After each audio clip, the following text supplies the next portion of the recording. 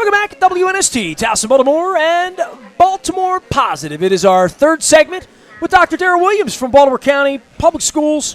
He is superintendent, the poobah, as I would say, the big cheese, the big guy. In charge of 115,000 students. That's all. And just 20,000 employees. And budget was $1.4 billion? No, 1.8. Oh, I'm only off by $400 million. Sorry. Billion. That's why I'm not an accountant. I'll have you know. Thank our sponsors at Fadley's. It's a big Soon budget. to be not only downtown, we should say. We haven't mentioned it, Nestor. I'm looking at it right Not here. only will it be downtown, right out it the will window. be right down the street here in Catonsville. Next to State Fair, we thank our friends at Center, Maryland, and our latest sponsor, Jeff Moeller and Gary Realtors. Give Jeff a call, ready to buy or sell, 410-746-1547. And always we remind folks, go on and make a difference at thread.org. They're transforming the city. So, Dr. Williams, we got so much to talk about. We've got one segment You're to do trying it. to transform the county. You're trying to change the county, and I'm thinking, knowing you and coming from Montgomery County and knowing that big task ahead, that somehow data-driven decision-making is part of that. Now, that sounds to people out there in their cars going, data-driven decision-making. Make some sense out of that for us. Well, it feels like it was always data-driven, was it not? I mean, give me my Iowa test back in 1976. You know what I mean? Like, so, right? I mean, What does it mean for Well, my grandchildren? Let's break it down. So it means using data to make informed decisions, knowing and looking at multiple data points. You know, I was just having a conversation the other day with a leader and say, you know, folks sometimes judge us on our state assessment, but I have to remind folks that's one data point. That's one data point given at one particular time of the year, but that doesn't tell the story. what is that? Just in 30 seconds, what is that? So the state assessment is Well, I don't given, have a kid in school right No, now. right. So one is in English language arts and one is in math. We have science and social studies as you get into the upper grades. But it's just a state assessment that will predict or to give you a summary of how successful your student may know the content of that particular grade level, whether it's English or math, whether it's third grade or fourth grade. But it's a data point. It's a state assessment. We took the CTBS when I was in school, right? The comprehensive test of battery skills. Why do I remember that? I don't know. It just came to me. I didn't take it. Look how I turned out. Yeah. But the whole point, it was one data point. And what we're trying to do, use multiple data points to determine where our kids can go and to give them open access. I've been pushing more of our kids to look at advanced level courses, AP courses, because, you know, I think once you've had that exposure, that may say, you know, I really like these courses. I have this interest in this field. So using data-driven has been a part of my life. You talked earlier about previous leaders. I still remember Dr. Weiss standing in front of us as I was a new principal, and he's writing this data chart and showing the data of all of the district and how do we push that data to make sure we're better than any other school system. What do we need to do in each one of our schools? So, you know, I don't think people should be afraid of data. I say to the principals all the time, data is, we use it, and I stole this from a colleague, we use it as a flashlight, not as a hammer. But we should be asking more questions once we see data. And the more data we look at, the more we can kind of help our students to make decisions. But we can't just rely on one data source. We got to look at multiple data. We had Dr. Nancy Grasmick on, and she also was knows providing a master class for Nestor on the importance Man like you and all, but she's pretty cool. assessment. And one of the things that you all deal with as superintendents, and Dr. Grasmick talked about it in depth, but it always lands on your desk, this whole yin and yang about testing, assessment, what's too much. It's almost like, I always say, it's like the three bears. We've got to get it just right. Talk to us about where you see assessment going and how we try to get it just right. So that is still our struggle, because we can assess every day. Assessment doesn't have to be this formal tool that I describe as a state assessment. Teachers can do informal assessment just to see how well the student learned the concept. It could be done with an exit card. It could be done with the homework assignment. And so I think assessment in itself may have a bad rap, but in terms of we still struggling to get that balance. We don't want our teachers to be assessing all day. We want teaching to happen. But we also have to do what I call dipsticking. We have to check in and see, okay, how are our kids doing? You know, again, I go back to my essential questions. Are our students learning? If not, what are we going to do about it? So we have to do some kind of assessing of the skill set to determine if kids are learning. But now we have more of this accountability, as you talked earlier about these state assessments, entrance exams. We do have to strike a balance, because we just don't want our kids to be sitting in rooms taking multiple choice or completion assessment for 3 or 4 hours. And Busy work, right? And you don't want them stopping in the spring, right? While the assessments are over, school's over. Correct. When they give the assessment, then, okay, I'm done. No, Right. we have another month of learning that needs to I'm take done. place. Yeah, Well, in addition to the whole assessment issue and data-driven decisions, Nestor really is interested in this concept of equity. And I guess it's in big picture, it's this concept that the quality of my education shouldn't be determined by my zip code. So, Well, and I could use that for myself. Like, my son was going to be going from Colgate Elementary to high school and junior high. I visited areas like any parent would, and this, I guess, was in the mid-1990s, 1994, 5, 6. Do I want my son to go to Towson High, Delaney High? We were going to live in Baltimore County because that's where I was going to live at that time in my life, where my business was, where my background was, to send my son to county school. We wound up living in Perry Hall, right? And my son went to, I always tell the Calvert Hall people, my son went to the Hall, Perry Hall. They love that. But I remember that period of time and thinking to myself, no offense to anywhere else, because I could name any other place around the Beltway. I was only focused on 3 or 4 middle schools based on people I knew who were involved in education at that point, to say, if you were me, where would you move? parents have those discussions. Yeah, every day. They do. And the notion that we're still all these years, and that the gaps widened more. And I learned a lot about this in Howard County. I attended a meeting, and I saw angry parents, and I learned more of the conceptual part of it. And I remember as a child, even in Baltimore County, we were going to close an elementary school in a cluster. My father went to the school. We fought. We PTA'd. We signed. We did all these political things. The political candidates that got behind not closing my school, and they wound up closing Eastwood Elementary at that time instead of my school. It was literally 1979, 1980. It's really amazing. 40 years later, you would still go back to certain neighborhoods and say, oh, that's where I would have sent my kid in 1994. That's the decision I would still make in 2021. And equity and equitable and equal, somewhere in there, learning the definitions of where funds go when they're needed and when they're not needed, right? Yeah. And I think you gave a good example of what was happening in across America. When we're not investing in public education, then those who are running public education, we have to make decisions. We have to look at our budgets. We have to start trimming down in areas that could impact students, curriculum, teachers, facilities, looking at, does it make sense to keep this building open with 200 students and 20 staff members, or does it make sense to merge so we can save? Because, we all did that. That just wasn't a Baltimore County public school issue. That was across Maryland. You had to look at facilities, and because of investment or lack of investment in our budgets, superintendents had to make decisions.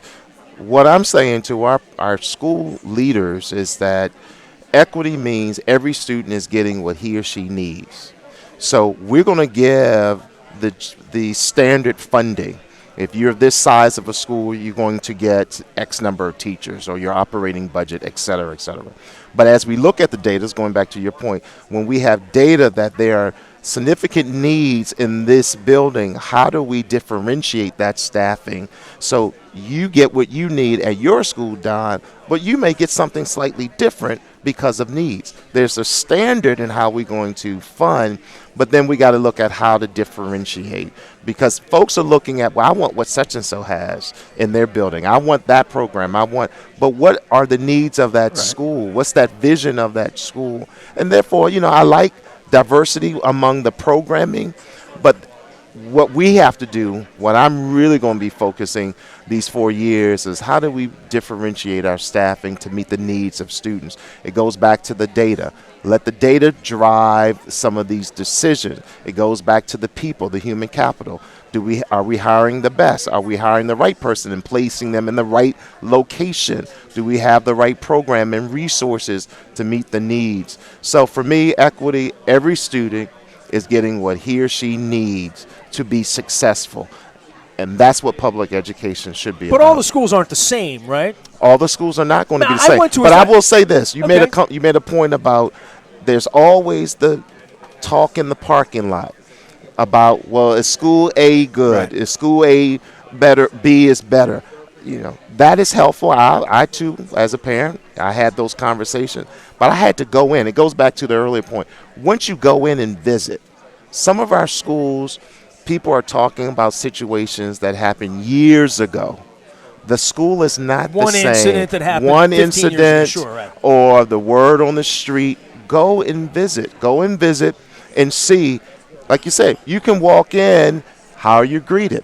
Go and ask if you can visit a classroom. I think just making that transparent, and it may not be a fit for whatever reason, but I shared this earlier. It's really rebranding. That's our job, rebranding many of our schools. It's some of that history that's causing some decisions to be made as to why parents are not choosing our schools. And we do have to look at, for Baltimore County, we do have to look at the number of private schools that are in our area, and we have to somewhat compete with them, compete in terms of programming, size of classrooms, just that individual approach that they give, the counseling and support, career readiness, athletics. You mentioned Calvert Hall. Yeah, we have to compete with some of those things Sure. that's the reality of what we live in Baltimore County. You mentioned counseling. One of the nice things that happens here on Baltimore Positive, and again, we're with Baltimore County School Superintendent Dr. Darrell Williams talking education, and Nestor and I are learning a lot. One of the nice things about our listeners is when they hear folks are coming on, they'll send us questions. And a couple that came in today really tied in, I think, to the big discussion you're having about trying to address all these issues. One was a real desire for the school system to take a serious look at behavioral health issues. And that more and more, I mean, it's as sad as it is to talk about, is if we look across the system with 115,000 students, we're going to have students in our system commit suicide this year. It's tragic. You had it when you were a high school principal. I had it. When those things happen, they rock a community. Yes. And they then begin to look at ratios and the fact that Baltimore County somewhat lagged behind national recommendation and state in terms of support services. Does this budget that you've put on the table begin to address that gap? Absolutely. We put in a request for more counselors and social workers. We hear about this a lot in the city, right? With trauma So our counselors, it is a desire to get to that national ratio. I don't know of a school district that has that. It's like national. 1 to 300 or something. It's an incredible goal to reach. Expensive. Very expensive. And to your point, we're seeing our kids are dealing with a lot of trauma that we didn't see 10, 20, 30 years ago. And with that, our counselors are working really hard, getting to know the students, working with the families. In my experience from Montgomery County, having worked with the alternative school, we looked at the need for more social workers, because the social workers can go beyond where the counselors can go based on their training and expertise, because of the needs of students, and in some cases, students and families.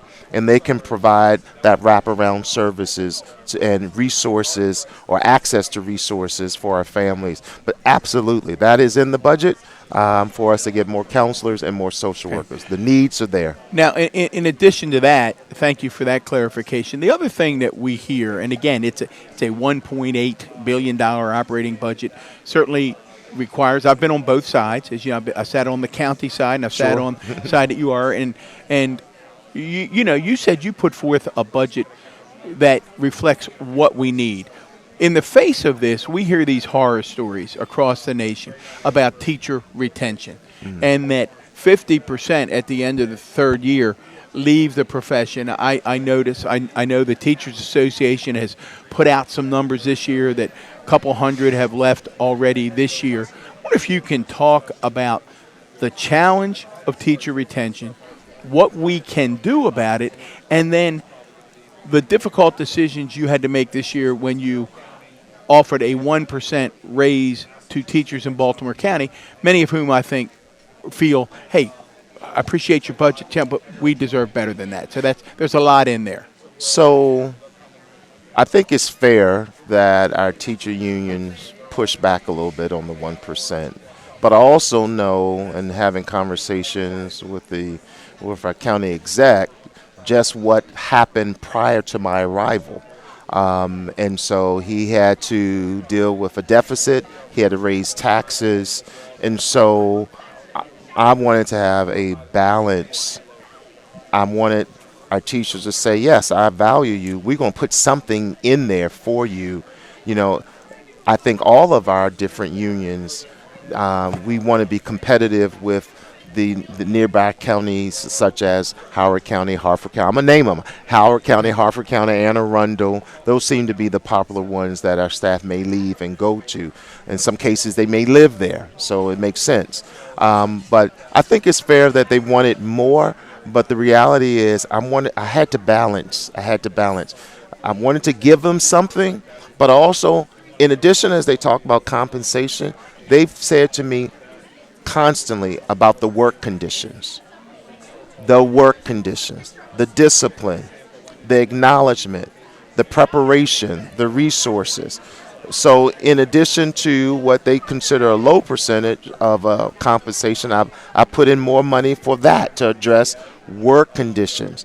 And so we're still working through that. The board will be approving the budget February 24th. Or 25th. And so we'll see what that will end up being. So we will present that to the county. So I was really trying to balance, but I also had to say, as you mentioned, it's a pretty hefty budget. But I also know after my 100-day entry plan and visits to schools, I had to put forth that I really felt we are understaffed. I need more staff. I need more people in the trenches, more people working with our kids. I need to put that out there. I think you're adding almost 400 new teachers. I'm adding a lot of teachers. So I know I've gotten the feedback about my budget and how folks felt that we want more, we deserve more. You absolutely do. Absolutely. But I also knew the constraints of the county. And so I thought, personally, I did a nice job of trying to balance compensation and work conditions there in the budget to meet our needs. First time. Now, this is the first time. Next year may be completely different. We'll see. Well, let's jump back to your point on work conditions, because in the age of social media, everything is made more difficult. I look at your chief of staff who's with us today, Michael Dickerson. He didn't have any gray hair before social media. Now he has a speck or two, not much. But the whole issue that is always on social media, probably takes an inordinate amount of time for all our principals, is this whole issue of school discipline, student behavior. I mean, when folks talk about public education, it seems to me that's where they go. So sort of give us all the schools you've been in. You've been in 109, I remind folks. Dr. Darrell Williams has visited 109 of the 175 schools. What's your sense, and I know it's controversial, of where we are with student behavior in Baltimore County? So I'm pleased that I walked into Baltimore County that there was a new office created called the Office or Division of Climate and School Safety, which says we're going to take this seriously. And we have a new chief who came in. Actually, he came from Montgomery County. In his background, former middle school principal, consulting principal, and counselor. He probably would have been a good counselor for you. Oh, you think so? Yeah, All right. I think so. I would have turned out better. And so that has been the theme since my entry about the discipline. So we came together, have a work group looking at our system discipline framework and really putting some substance around that and some agreements. Then every school developing their discipline plan. So if an incident happened, how do they respond to it? And being very consistent. The other piece that I'm so pleased about that I didn't have in Montgomery County, we have SROs in all of our secondary schools, and they work with our elementary schools. So just to have that resource is such a bonus for our county. But I will say we do have to follow our plan, a discipline framework, and we have to respond appropriately. What's happening now is to what you're getting to, what's being posted on Facebook or social media may not tell the whole story. It tells a piece of it, or what you may observe, or what the rumor may be. But we're holding our folks accountable. But we don't have zero tolerance anymore.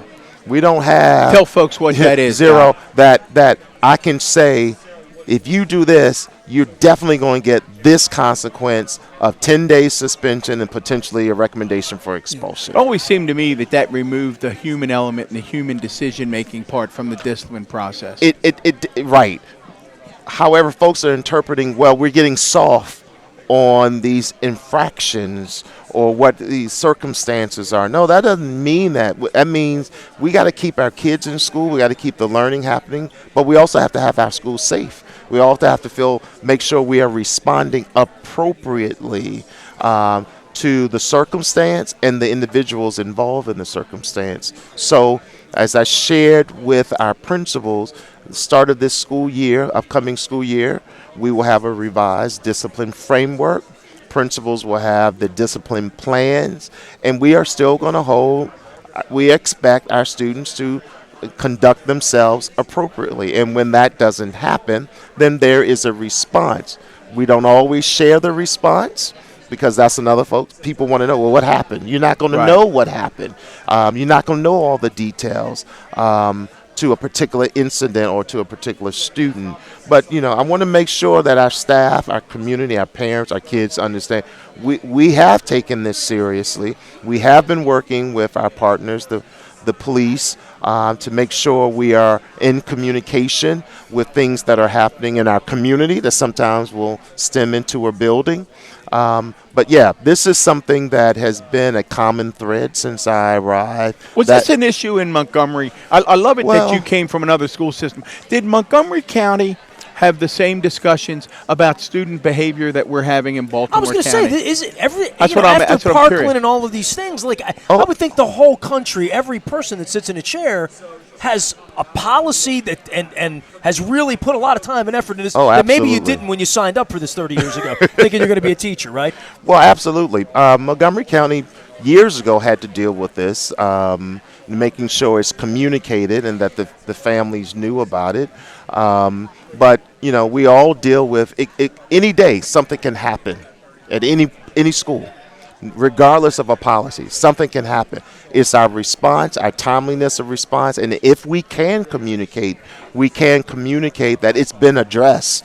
But I think nowadays with social media, folks want more details. And then we have situations where kids are posting incidents, they're videotaping incidents from their cell phones and putting it on their social media. And that's causing some of the anxiety that, is my school safe? And we do respond. We respond to every situation.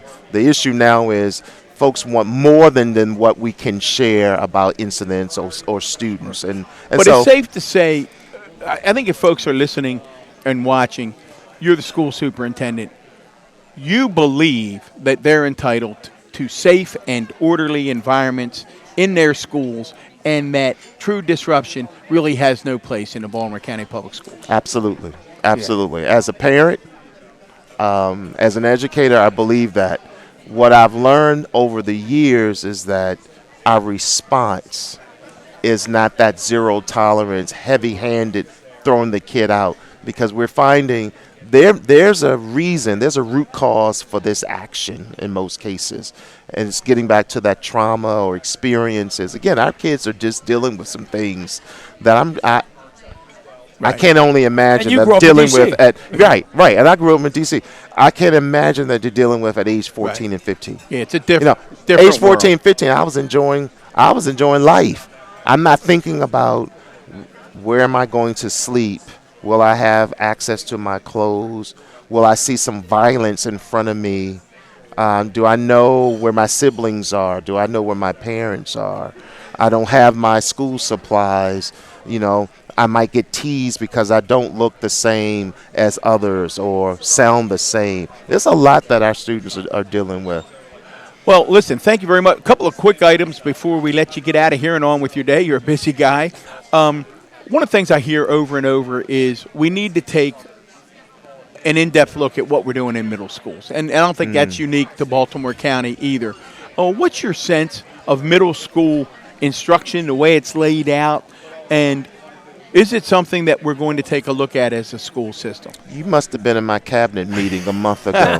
I'm pretty sure he was. We had this same exact discussion, just looking at the data. Again, data causing us to ask more questions for us. And so the team, we're developing a little task force to look at middle school instruction, of course involving our middle school leaders, just to see what's working and what's not working.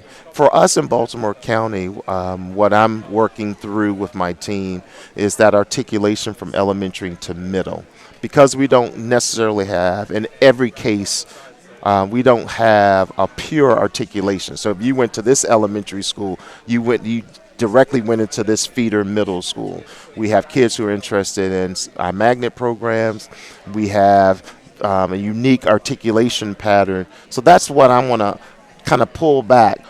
You know, how do we get more of student achievement at the middle school? Again, building that success so when they enter in high school, that trajectory is still achieving them to their goal. So we just had that conversation about let's look at our middle school model. And I assume tied into that is math instruction, right? Well, you know, as a former math teacher, you can't be happy. You can't be happy with, and this isn't just on you. I remember the previous superintendent sitting in my office when I was county executive, talking about, she said, Donna, I've got some concerns about our math program. We've got to get into that. And then, of course, she was gone before that happened. So you've inherited, she had some concerns. You have some concerns as well in taking a look at the math program? Absolutely. We had an audit from Johns Hopkins. It gave some incredible feedback on what we need to do differently. And we're implementing some of those strategies, and we'll continue each year to implement. But absolutely that. Is it a sequencing issue? I don't think it's a sequencing issue. That's been a question. Do they take Algebra 1, then Algebra 2, then Geometry, or Algebra 1 Geometry? By the way, that messed me all up. It messed you all up. When I found you were a math teacher, I'm like, man, this could have gone either way with you and me. Well, as a math you could have teacher, thrown the talent on me. I'm going to put you on the spot, and I apologize for this, but as a math teacher, you must have some opinions as to why our students' math scores are not where they should be. You must have some initial thoughts. I do. I'm a little biased, I think. So our math curriculum can be a mile wide and an inch deep. We got to get it needs to be the in-depth learning of mathematics. And I was in a first grade class the other day, and I was like, wow, if that learning can happen from first grade all the way through 8th grade, we're solid. We're solid. Because that teacher was digging down. Digging deep down. It's getting back to that critical thinking, putting words on paper, problem solving, all of that. If we can do that, it's the written curriculum. I've been very candid about it. So the written curriculum, our curriculum. Are we getting the depth and not just we're covering? So we got to deal with that. Then we got to look at the taught curriculum. Are we going in to actually see the teaching happening? So that's our teacher leaders, our assistant principals, our central office. And then there's the assess. So I always felt, even as a former teacher, the curriculum was so much to deal with that it became more coverage than actually making sure our kids mastered the concept. And if they can master it, again, I go back to that first grade class. If that can happen from first grade to eighth grade, Baltimore County, we are in good hands. But it is our work to help our teachers understand the curriculum, for our writers and the developers to not have it so complex that folks can't get to all of it, and then for our administrators and principals to be in the classrooms to give that feedback. See, again, you're talking to a teaching and learning superintendent. It's all about our students. You're teaching me, and I'm learning. We're gonna wrap up with Nestor's favorite stuff. Nestor, you love that. What kind of tree are you and everything? I happen to see online that the doc, you love music. Yes. So we're going to ask you, we're going to play what kind of music? So I like Nestor's a music guy. I like jazz and gospel music. All right, fair enough. So. And you have a What's in your car right now? What's playing? Give me a jazz. I mean, jazz is wide. I mean, jazz can be David Sandberg, can be Louis Armstrong. So my father was a jazz musician. So I go back to the clarinet and the saxophone. So I have albums of Ella Fitzgerald. They Count Basie Orchestra kind of stuff? Nat King Cole. I mean, I have albums that for those turntable to play. Tell folks kind of stuff. Tell folks what an album is, Nestor. Oh yeah, sorry. And then the other thing I was struck by was you have a passion for the historically black colleges, and you hope to visit each and every one. Where does that come from? I've been to Coppin and Morgan. Where does that come from? That counts. That counts. You can check those off. We are the voice of Coppin State, by the way. Where does that passion come from? Well, that came from where I started, where I began, where I got my bachelor's degree was at Hampton University. And if you study the history of the historically black colleges and universities, it's incredible that many of those dorms and buildings were built by students, how they raised money, how they paid their teachers, and understand back then those HBCUs were really secondary schools for many of our black Americans to at least get a skill set so they can work. It's amazing if you just go back to that history. And so my father was a historian. He just loved history, and I swore I would never study history. I would never study. That's why I became a math teacher. But as I got older, the history started to intrigue me, and now I feel like I'm becoming like my father. So I have that desire to go to every one of those HBCUs, and we have some that are closing, unfortunately, just to walk on that campus, to read about it. You can read about it, but being on campus and seeing the facilities and talking to students, powerful. See, again, I'm relational. Even though my strength finder says I'm very disciplined, futuristic, strategic, but there's this relational piece. Strength finder? Yeah, what's that? Gallup. We had a Gallup survey back in Montgomery County to say, what kind of leader are you? So what are your 5 dominant strengths? I want to study this. It's good. I like this. It's good work. It's good work. So that's that desire. Second day we're going to do this. Thank you. Second day.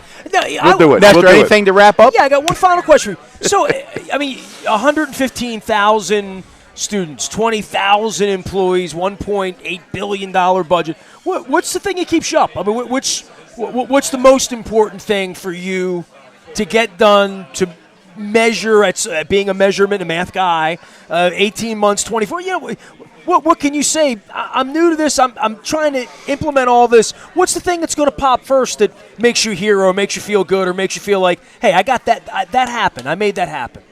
So for me, it's the data. Okay. I'm really looking at what we're seeing growth. It's all about growth and meeting targets. But for me, it's just to make sure. What keeps me up night is I always want to make sure our students and staff are safe. So, I wake up in the morning. I'm always checking my phone. Is there an incident? Is everybody okay? Okay, everybody's okay. That keeps me up night. Or whether I have to decide we're going to close school for inclement weather or not. That keeps me up. No right answer on that. There's no right answer on that. It's a really fair question. There's no right answer. There's no right answer on that. How often does your phone go off during the day where there's been a fight in the hallway, in the middle, anything like that, it comes to your desk? That's something that that your office needs to find out that something happened in a school? How often does that happen? So folks keep this office informed, but if it elevates where it's bigger than a fight, or, That stops your day. That then stops your day. It does. I will get informed. I will know about it. And I've been, in some cases, I've reached out to the principal and said, and actually visit when there's a situation. I said, listen, you've had a horrific situation. I just want to check in on you. Or I might send an email just saying, just thinking about Well, you. there's stress at every level. That Just goes back because- to your belief Yeah. in relationships. It's about and caring relationship. about I your can't people. get to all 175 schools and programs and centers, but I just want folks to know I know about it, just checking in. And then I have folks who directly supervise schools, so they know every situation Well, that's every happening. kid in the school knows about it. Every teacher knows about it. It's out on social media. Right. I mean, that's the difference from 20, 30 that years ago. Facebook, I Yeah. tell you, it keeps us busy. That darn Mark Zuckerberg. Hey, I don't know good about you, stuff. Nestor. I'm a lot smarter very than I much. was an hour ago. You got it, man. Daryl Williams, the good doctor, Thank you, joining us doctor. here Enjoyed in it. the Ville. We're going to be back. We got a whole bunch more stuff going on. Baltimore Positive. Ted Venetoulis Download coming it. up. It's free wherever you get I your have podcasts. never spoken to Ted Venetoulis in my life. I'm really looking forward to this. We're gonna get my a dad Baltimore- campaigned against him in the 70s. We're going to get a Baltimore County good. history lesson. BaltimorePositive.com or download wherever you get your Kirby podcasts. Fowler as well. Make sure you're checking that out at Baltimore Positive as Ma- well. All the mayoral stuff. Election early April vote 14th. begins April 16th. April 14th. Hold the date. Election April 28th, because Nestor, democracy is not. A spectator sport. There you There go. we I go. got my shoulder pads and my There helmet you on. go. We're back for more WNST and Baltimore Positive from the Ville. Appreciate you tuning in.